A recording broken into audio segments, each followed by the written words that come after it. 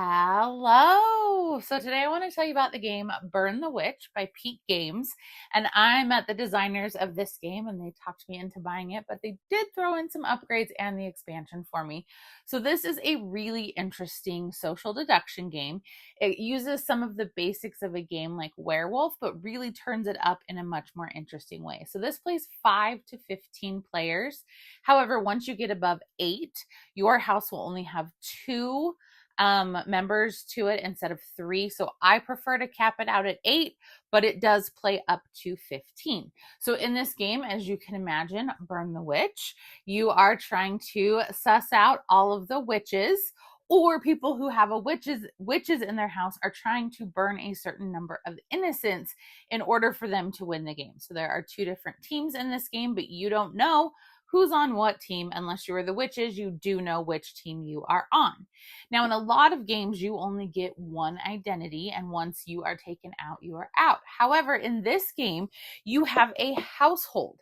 And so in your household, like I said, you will have, if you are playing a 5 to 8 player game, 6 to 8 player game, you'll have 3, and a 5 player game, you'll have 4, and anything higher than that, you will have 2 members of your household. And then you will have the identity deck, and it will be made up of 3 different types of identities, and the number of which corresponds to player count. So you will have anywhere between 2 and 4 witches that you are trying to find. You will also have a certain number of extra devoted people, and the people who are devoted, if you take out one of them, you then go to this trial by fire where you're going to take out a second person, and everyone has to decide in a quick time period, and you use a timer for that. And then everyone else is just your regular old villager. So if you are the witches, you need to take out a certain number of villagers or devouts in order to win. And if you are everybody else, you need to take out the number of witches. So if you have any witches in your house, you are on the witches team. If you have no witches in your house, then you are not. So you shuffle up the identities, and then you simply deal them out to everybody. And everybody gets to look and see what they have in their house. And then you'll say, okay, everybody eyes is closed. If you're the witch, open your eyes so they can kind of find each other. Everybody close them, and then the game is going to begin. So the game comes with these red voting tokens that are just plastic, but the upgraded ones are these really cool metal coins. And so what happens is, for however many people you have in your household, that's how many votes you get that round.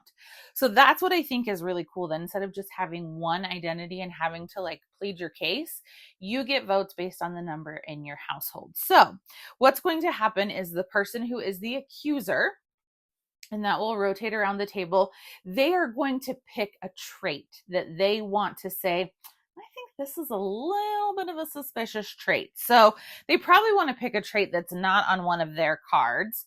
So maybe they want to pick a trait like being associated with the color yellow.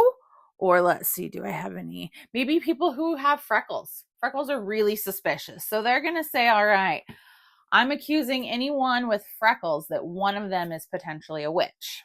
And then you have this ballot box.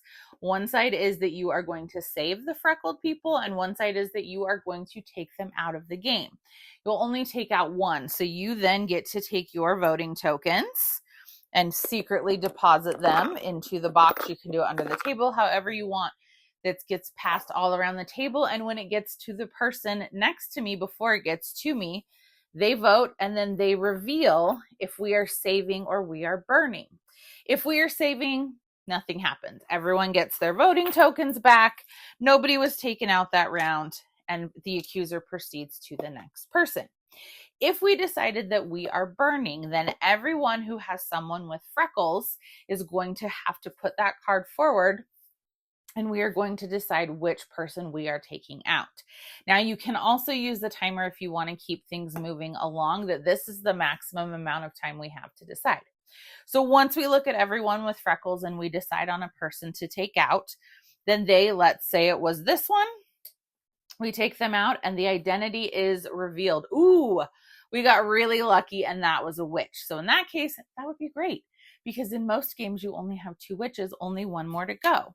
But let's say we just took out a regular villager. Okay, so that person is now out of the game. And if we take out a certain number of villagers, then the witches will win. So that person also who gets taken out has one less voting person in their household. If we were to take out someone who is devoted, then this is where we go to trial by fire. And that means that immediately we have 2 minutes to decide on one other member in the household, any household that we are taking out right then. And we have to come to a consensus in that 2 minutes. Otherwise, there are ways that it happens. It's usually like the person with the most people left in their household, things like that. And when we say, okay, your household, you have to lose someone, they get to pick which person from their household they are going to lose. So then the game ends by either all of the witches are discovered, and so then the townsfolk win, or a certain number of devotees and townsfolk are taken out and the witches win. So this, like I said, it has some of those kind of familiar things like werewolf that many people know, but it really takes it up a level because you have the secret voting, you have multiple votes. So if you wanted, you could split it just to cause a little bit of chaos, especially if none of your people are at risk. You may have a witch, but you don't want to lose members of your household because that gives you less voting in the future. And just because you're the accuser who's picking what the trait is, it's actually the person next to you who then is the one that decides what is happening. So it is super interesting that I may get to pick the trait, but they're actually going to pick the household of who's going to be eliminated. And we can talk about it and have a discussion, but ultimately it's the executioner next to me who decides who is being taken out with that trait. So if at any point a witch is revealed to, then that household has a hex on it. And if you take another person out from there, then you become hexed. So not great. If that wasn't enough, there is also the Houses and Heretics expansion that gives you even more of the house, gives you these new house cards.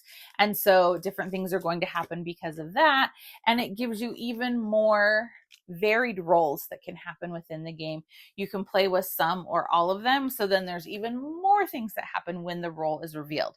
This is a very clever game. Like I said, it plays up to 15 players, 5 to 15 players. It's social deduction. I love that you have multiple roles. I love the secret voting. This is just a great one. So go check out Burn the Witch from Peak Games. Give me a like and a follow, and I'll keep bringing you more board game content. Thanks. Bye.